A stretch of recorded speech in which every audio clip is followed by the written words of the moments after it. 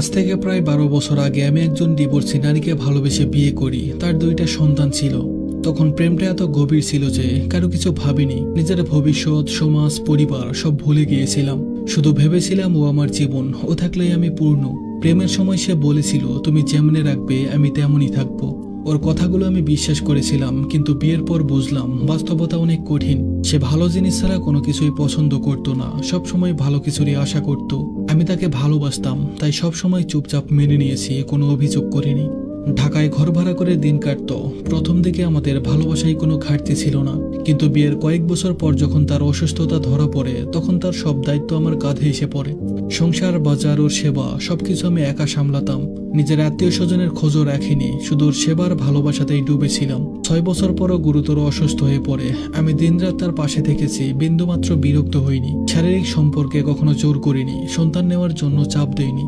একজন স্বামী হিসাবে যা যা প্রাপ্য তার কিছুই আমি পাইনি, তবুও কখনো তাকে অন্য চোখে দেখিনি। 12 বছরে একদিনও সে বলতে পারবে না সে আমার কাপড় ঘেঁচেছে বা আমার যত্ন নিয়েছে। রান্না করতো ঠিকই, কিন্তু সব প্রস্তুত করে দিতাম আমি, কারণ আমি তাকে ভালোবাসতাম।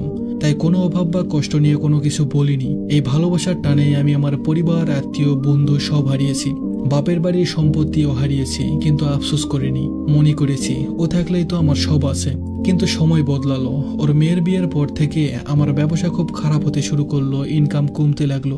যত আমার অবস্থা খারাপ হচ্ছিল, ও তত আমার সাথে খারাপ আচরণ করছিল।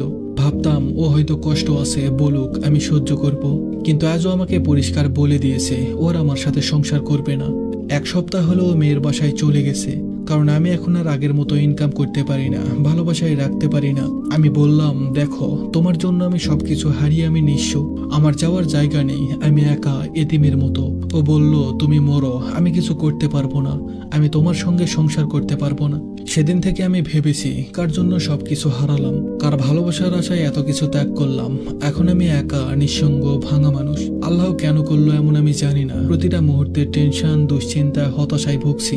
হাতে টাকা নেই, পাশে কেউ নেই, মাথা চিন্তায় কাজ করে না।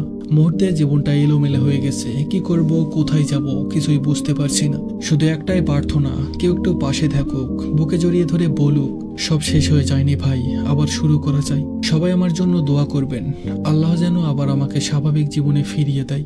ধন্যবাদ সবাইকে।